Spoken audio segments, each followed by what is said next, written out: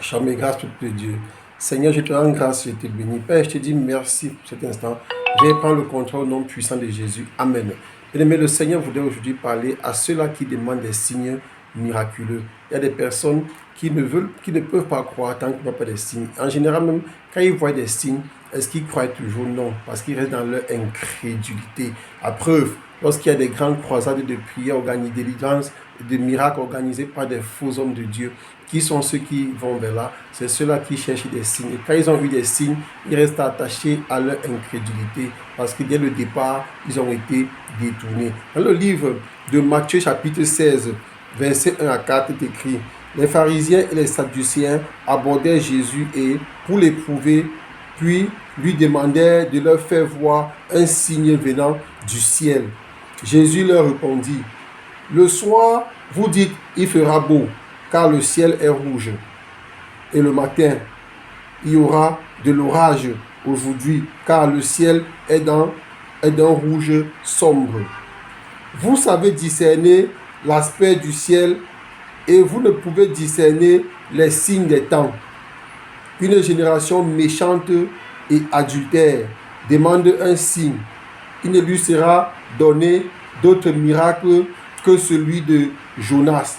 Puis il leur quitta et s'en alla. Donc on voit ici, bien aimé, le Seigneur Jésus dit, c'est une génération méchante et adultère. Ils sont méchants et ils demandent des signes. Jésus veut dire quoi par là? Que c'est des personnes qui ne peuvent pas croire. C'est pour ça que Jésus a dit, il est venu pour ceux qui étaient perdus. Il est venu pour ceux qui étaient malades. Il est venu pour ceux qui étaient égarés. Il est venu pour ceux qui étaient aveugles. Il est venu pour ceux-là que la société avait rejetés. Comme nous autres, on avait longtemps été rejetés par la société. Et Jésus a tendu la main. Nous avons saisi la main tendue du Seigneur Jésus. Aujourd'hui, nous sommes sauvés, prêts pour la vie éternelle. Je prie pour toi aussi, qui est perdu, qui est égaré, qui est rejeté par la société, qui est rejeté par les tiens, que tu saisis la main tendue du Seigneur Jésus à travers cet évangile. Que la parole d'aujourd'hui te bénisse au nom de Jésus.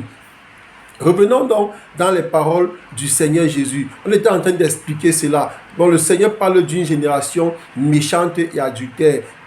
On a dit que ceux qui revendiquent des signes, en général, bien aimés, ils n'en font rien. Ils persistent toujours dans leur incrédulité parce qu'ils sont convaincus que c'est le chemin qu'ils suivent qui est le meilleur. En réalité, ils sont de véritables aveugles. Ils sont de véritables malades. Des malades qui s'ignorent. Le Seigneur dit, il ne vous sera donné qu'un signe que celui de Jonas. Alors on voit dans le livre de Matthieu chapitre 12, verset 39 à 41. Matthieu chapitre 12, verset 39 à 41. Il est écrit, il leur répondit, une génération méchante et adultère demande un miracle. Il ne lui sera donné autre miracle que celui du prophète Jonas. Car de même que Jonas fut 3 jours, 3 nuits dans le ventre d'un poisson, de même le Fils de l'homme se fera 3 jours, 3 nuits dans le sein de la terre. Les hommes de Ninive se lèveront au jour du jugement avec cette génération et la condamneront parce qu'ils se sont repentis à la prédication de Jonas. Et voici, il y a ici plus que Jonas. Bien-aimé, le Seigneur ici, il leur dit que le miracle en réalité vient que pour affermir celui qui croit déjà. Or, eux, ils ne croient pas. Eux, ils sont attachés à leurs ancêtres. Ils sont attachés à des choses qui leur conduisent à leur perte. Et ils sont en train de demander qu'on leur fasse des miracles. Même si on leur fait des miracles, ils ne croiront pas. La preuve, malgré tous les miracles qu'ils ont faits, est-ce que le Seigneur Jésus n'a pas été crucifié? Est-ce que le Seigneur Jésus n'a pas fait 3 jours dans le tombeau? 3 jours et il a été ressuscité. Comme il a dit, puisque c'est ce qu'il est en train de dire ici.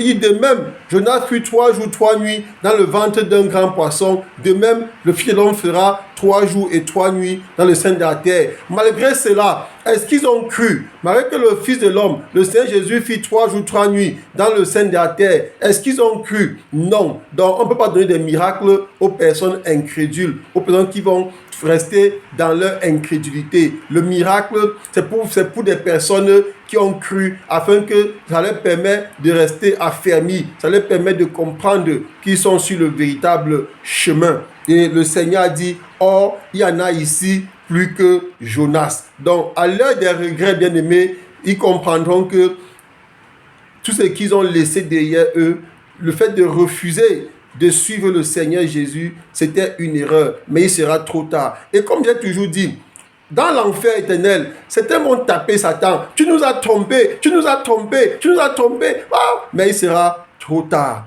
Je prie pour toi, bien-aimé, que tu sois béni à travers cette parole et que tu donnes ta vie à Jésus afin que tu vives. Amen.